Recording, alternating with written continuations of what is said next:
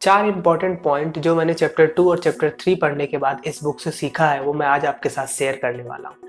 और अगर आपने इसका चैप्टर 1 का वीडियो नहीं देखा है तो लिंक डिस्क्रिप्शन में आप जाके उसे देख सकते हैं।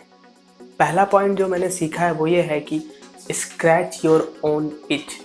ऑथर कहते हैं कि जो आपके लाइफ में प्रॉब्लम्स है आप उनको सॉल्व कीजिए और फिर उसी को अपना बिजनेस बना लीजिए।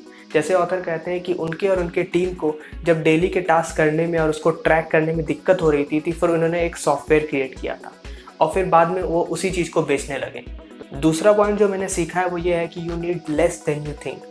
ऑथर कहते हैं कि आपको अपने आप से सवाल पूछना चाहिए कि क्या आपको एक बड़े से ऑफिस की ज़रूरत है कि आप एक छोटे से रूम में एक लैपटॉप के साथ भी काम कर सकते हैं। क्या आपको 50,000 रुपये 5 लाख रुपए की ज़रूरत है कि आप सिर्फ 10,000 रुपये का अपना बिजनेस कर सकते हैं। क्या आपको 10 लोगों की ज़रूरत है कि आप अकेले इस बिज़नेस को कर सकते हैं। इसी तरह आपको कई सारे सवाल पूछने चाहिए ताकि आपका समय और पैसा दोनों बच सके। तीसरी चीज़ जो मुझे सीखने को मिला है वो ये है कि start a business not a startup. Startup एक बहुत ही फैंसी सा वर्ड है। इसमें क्या होता है कि ज़्यादातर लोग फंडिंग बाहर से ले लेते हैं फिर उस कैश को यूज़ करके अपने बिजनेस को आगे बढ़ाते हैं। इसमें ज़्यादातर प्रॉफिट के बारे में बाद में सोचा जाता है। लोग सोचते हैं कि प्रॉफिट बाद में देखा जाएगा, पहले कस्टमर को एक्वायर कर लिया जाए। लेकिन ऑथर कहते हैं कि ये बहुत ही गलत अप्रोच है। देखिए, बिजनेस में आपको पता होना चाहिए कि आप प्रॉफिट कैसे करने वाले हैं, नहीं तो ये बिजनेस नहीं एक हॉबी बन के रह जाता है। बिजनेस में डे 1 से प्रॉफिट के बारे में सोचा जाता है, इसीलिए आपको बिजनेस करना चाहिए, स्टार्टअप नहीं।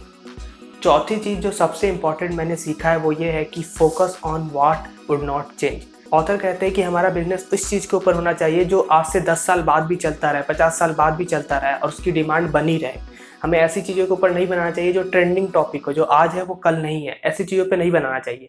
जैसे अमेज़ॉन किस चीज़ के ऊपर बिजनेस करता है? अमेज़ॉन का फोकस होता है कि वो फास्ट डिलीवरी दे सके, फ्री शिपिंग दे सके, उसका प्राइस सस्ता से सस्ता हो, रिटर्न करने में कस्टमर को दिक्कत ना आए। और ये सारी ज़रूरतें आज से 10 साल बाद भी होगी। लोगों को जल्दी डिलीवरी चाहेगा, रिटर्न करने में दिक्कत नहीं आएगी, ये सारी चीज़ें बाद में भी चाहेगा। तो इसी चीज़ पे हमें भी फोकस करना चाहिए कि हमें ऐसा बिजनेस बनाना है जो आज से 10 साल बाद भी चले, ना कि ट्रेंडिंग टॉपिक पे।